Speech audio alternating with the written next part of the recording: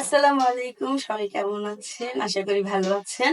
আমি আলহামদুলিল্লাহ আপনাদের দয়ায় অনেক অনেক ভালো আছি। আজকে আপনাদের সামনে আমি একটি ভিন্ন রকম রেসিপি নিয়ে আসলাম, খিচুড়ি। খিচুড়িটা হচ্ছে আমি রাইস কুকারে রান্না করব। আহ, ভিন্ন বলতে সবকিছু একসাথে মাখিয়ে আমরা সাধারণত রাইস কুকারে যেভাবে খিচুড়ি রান্না করি সেইভাবেই রান্না করব। আমার এই রান্নাটা যদি সম্পূর্ণ দেখতে চান তাহলে অবশ্যই আমার পাশে থাকবেন, আমার ভিডিওর সাথে থাকবেন এবং পুরো ভিডিওটি দেখতে থাকবেন।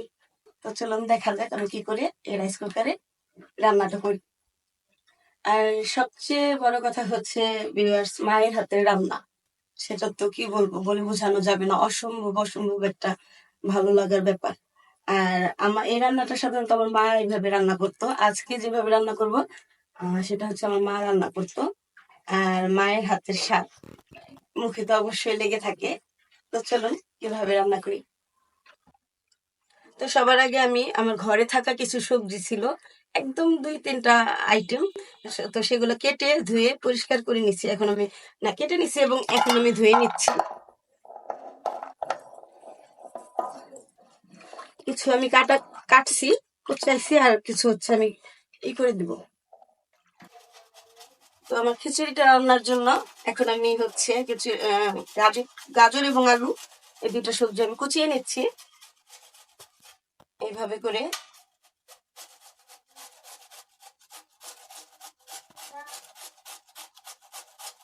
আপনারা চাইলে বটি দিয়ে কুচি করে নিতে পারেন। আমি হচ্ছে একটু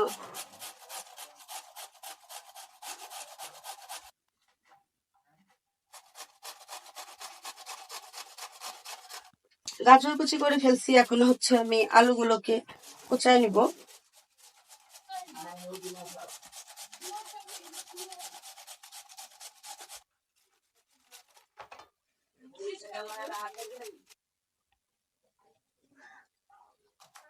তো এখন আমি হচ্ছে পেঁয়াজ কেটে নিব,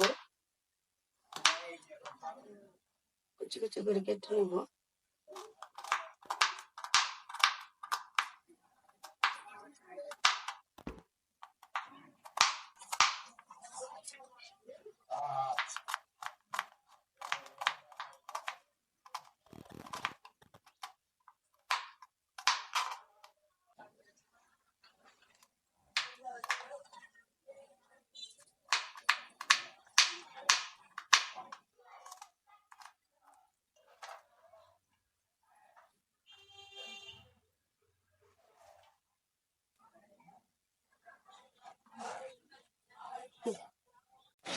এইখানে আমি 1 পোয়া পরিমাণ ডাউল আগেই ধুয়ে ভিজাই রাখছিলাম।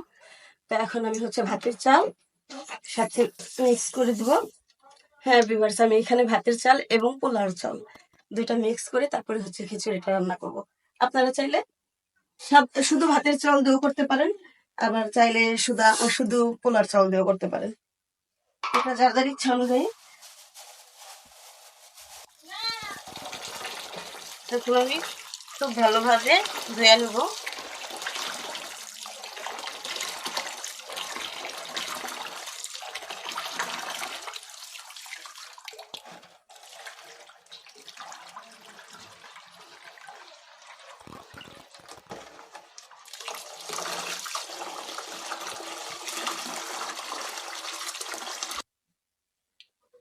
তো এখন আমি চাউল ডাউল সবকিছু হচ্ছে রাইস কুকারে ঢেলে দিচ্ছি।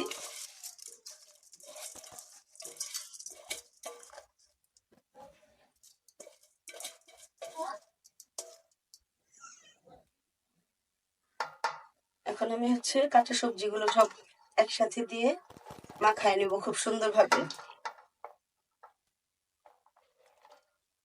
পেঁয়াজগুলো দিয়ে দিব।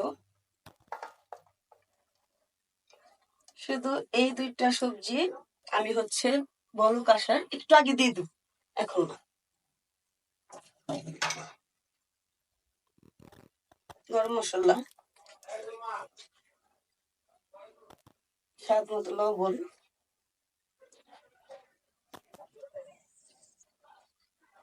পর্যাপ্ত পরিমাণ হচ্ছে হলুদ মরিচের মিক্স,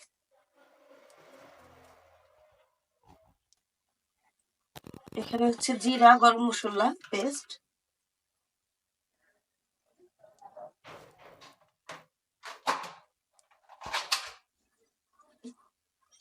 আদা রসুনের পেস্ট,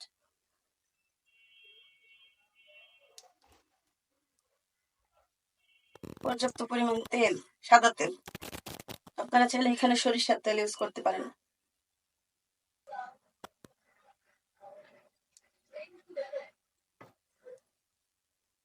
এখন সবই আমি ভালোভাবে একটু মাখিয়ে, এখন অনেক সুন্দরভাবে চাউল ডাউল এবং সবজিগুলোকে খুব ভালোভাবে মাখিয়ে নিচ্ছি।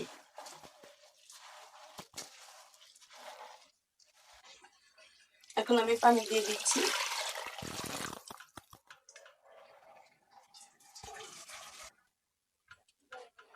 আমি অনেক দুঃখিত ভিউয়ার্স, কুকারে রান্না করতে যাচ্ছিলাম, বাট আমার মনে হচ্ছে আমার কুকারটা একটু ছোট হয়ে গেছে, রান্নাটা একটু বেশি, এর জন্য হচ্ছে চুলা দিয়ে দিলাম।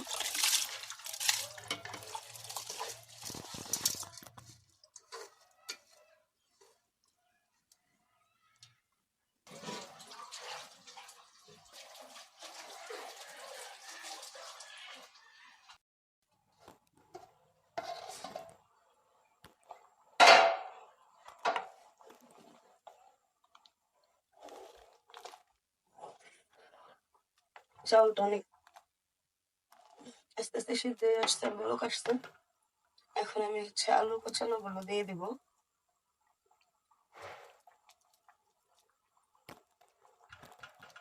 দিয়ে দেবো কাঁচামরিচ, গাজর কুচি,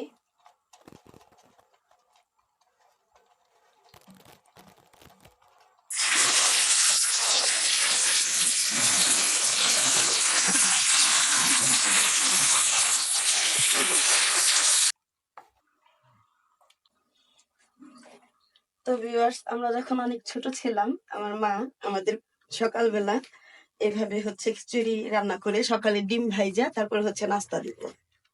তা আমিও আজকে ওইভাবেই রান্নাটা করলাম, দেন আপনাদের সাথে একটু শেয়ার করলাম আমার এই রান্নাটা।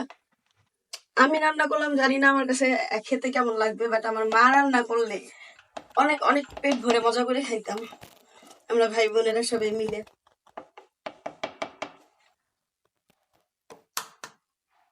তো খিচুড়ির মধ্যে আমি এখন ডিমটাকে ফেটিয়ে তারপরে হচ্ছে উপরে দিয়ে দিব।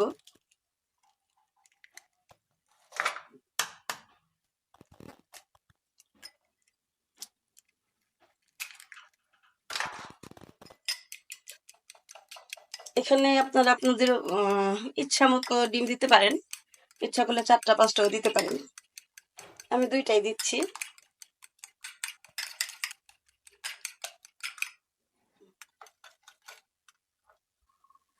এখন আমি ঢাকনাকে উঠাই নিচ্ছি,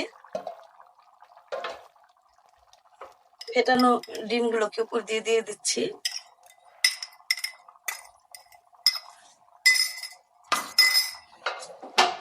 এখন আমি নাড়াচাড়া করে ভালোভাবে মিশিয়ে নেব ডিমগুলোকে।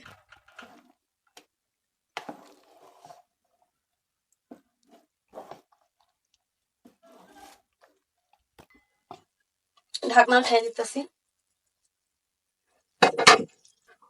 এখন আমি কয়েকটা বিলাতি হসপাতা ছিল ঘরে, সেটা হচ্ছে দিয়ে দিচ্ছি।